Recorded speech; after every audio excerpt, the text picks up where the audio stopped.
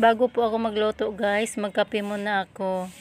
Kasi medyo late na po ako nagising. Kaya syempre unahin muna natin yung pagkain po ng almusal. At hihigop din po tayo ng mainit na kape.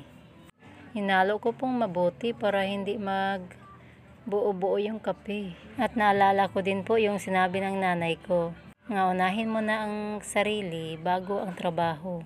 Para hindi po tayo magkasakit. Ay ang trabaho po makahintay naman po yan. Inilabas ko na din po pala yung tinapay nga nabili ko sa bikiri. Kasi ang gusto ni BBGR magtinapay muna. Mamaya na daw po siya kakain ng kanin. Ayun guys, nilagay ko na po sa plato. Akin lang po tong kape. Hindi ko po pinapakape yung bata.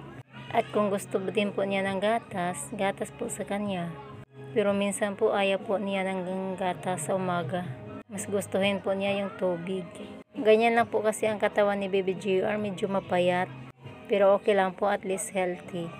Malakas po siyang kumain, ganyan talaga po yung pangangatawan niya. Yung nabili ko pong tinapay, bagong luto po nila to. Medyo mainit-init na din po, kaya di ko na lang po ininit sa oven. Kukuha din pala po ako ng malunggay sa tanim ko sa tiris. Medyo lumalago na po yung malunggay. Para ihalo ko po sa munggo. Nagluto po kasi ako ng munggo na may mga buto-buto ng baboy. Para makahigop naman po ng sabaw ang mga bata. Haluan ko po siya ng konting malunggay. Konti lang po ang kinukuha ko dito kasi baka makalbo po at mamatay to. Kakatanim ko lang nito ng nakaraang linggo. Bali 2 linggo pa po to. Ganito nakalago yung dahon. Ang pinandilig ko kasi dito guys, yung hinugas po ng bigas. Maganda po yun pangdilig.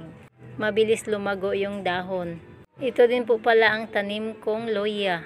Haluan ko din pala ng isang dahon nga loyang dilaw. Pampabango po siya sa niluluto. Medyo naglalanta na po yung ibang dahon kasi hindi po siya nainitan.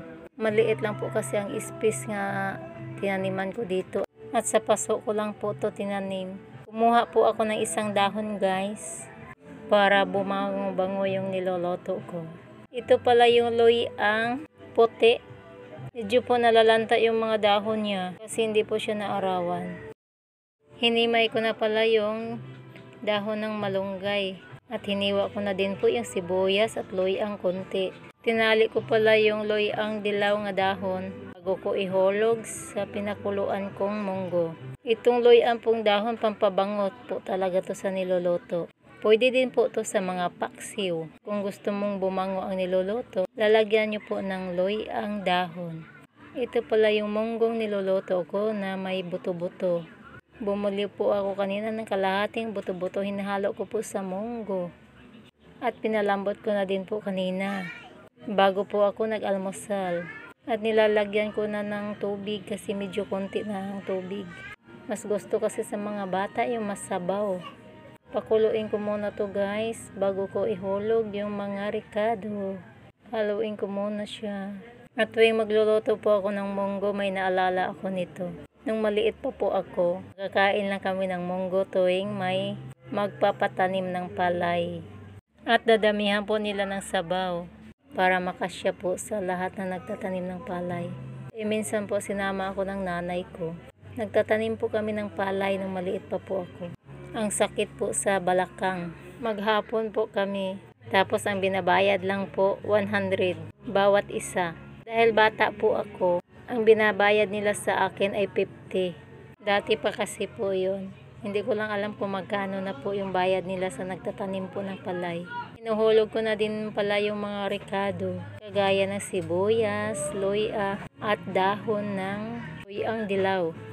Hayaan ko muna siyang kumulo ng ilang minuto bago ko po ihulog yung malunggay. Ayun, inihulog ko na po. Malasa po ang sabaw nito. At ako guys, kung magluluto ako, hindi po ako mahilig magbitsin sa niluluto ko. Hindi ko po nilalagyan ng bitsin. Nor cubes lang po. At saka konting asin, yun lang po ang pangpalasa.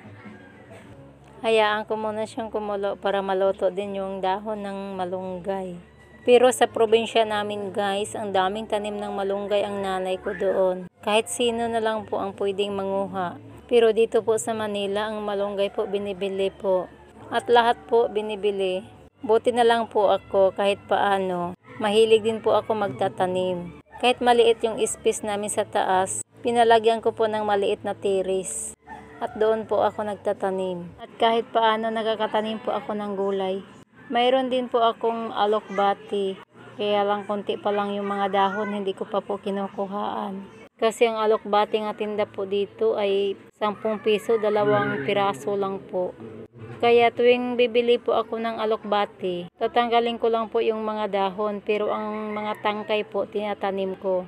At mayroon din po akong tanim nga oregano. Kumapal na sana yung dahon nun. Kaya lang tuwing inaubo po yung mga anak ko, hindi na po ako bibili ng gamot. Yung dahon na lang po sa oregano ang kinukuha ko. At pinipiga ko po sa kutsara, yung pong pinapainom ko sa mga anak ko. Mabilis po mawala yung mga ubo nila. Effective po ang balpo nga gamot. Wala pa pong side effect. Yun lang po. Kumain na pala ako dito. Ako na lang po ang nauna. Kasi yung mga bata, busog pa po sila sa tinapay. Ako po, kahit kumakain po ako ng tinapay, kakain pa rin po ako ng kanin. Lalo na kung nakakagutom ang ulam. Kain po tayo. Thank you Lord sa pagkain. At sa mga blessings na binibigay niyo po sa amin, yung magandang kalusugan. At healthy po palagi ang buong pamilya. Sapat na po yun nga blessing para sa amin.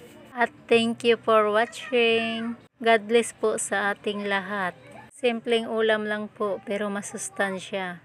At kung nagustuhan niyo po yung mga videos ko, like and subscribe naman po para ma-update po kayo sa sunod ko pong videos. Thank you po ng marami. Ingat po kayo lagi.